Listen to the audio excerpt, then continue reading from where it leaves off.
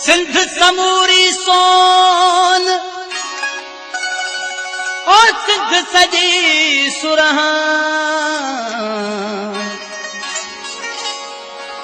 सिंध भिटाई घोट जी सिंध भिटाई सान, मौज भरियो मेहरान सदा वहे थो सिंध में।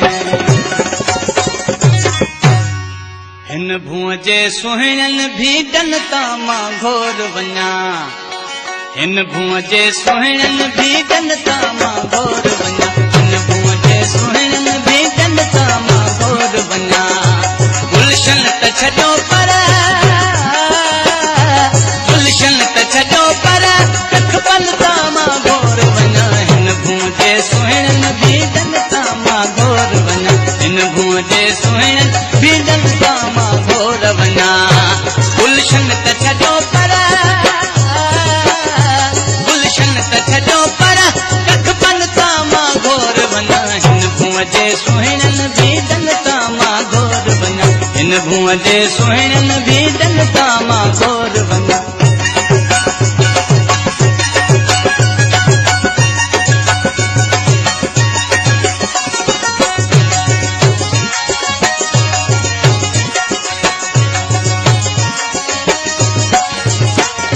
मोतिन खां मथे हीरन खां मथे मुल्हतन जो सखे थो केर कथे।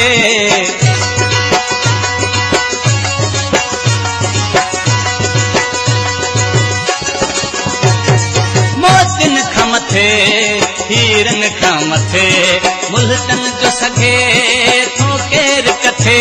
मोहन जे दुल्हन छा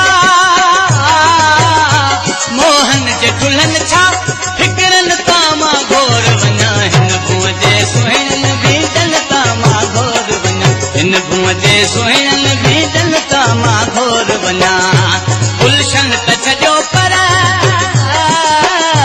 गुलशन त छॾो पर रखबन तां मां घोर वञा, हिन भूअ जे सुहिणनि भीडनि तां मां घोर वञा, हिन भूअ जे सुहिणनि भीडनि तां मां घोर वञा।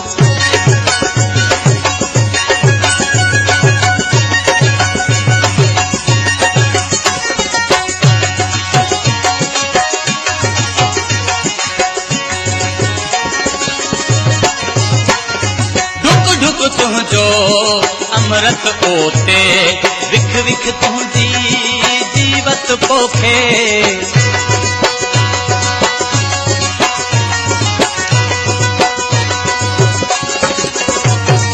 ढुक ढुक तुंहिंजो अमृत ओते विख विख तुंहिंजी जीवत पोखे, विख विख तुंहिंजी जीवत पोखे।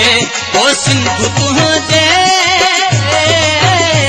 ओ सिंधु तुंहिंजे कदमनि तां मां घोर वञा, हिन भूअ जे सुहिणनि भीडनि तां मां घोर वञा, हिन भूअ जे सुहिणनि भीडनि तां मां घोर वञा। गुलशन त छॾो पर गुलशन त छॾो पर रखबन तां मां घोर वञा, हिन भूअ जे सुहिणनि भीडनि तां मां घोर वञा, हिन भूअ जे सुहिणनि भीडनि तां मां घोर वञा।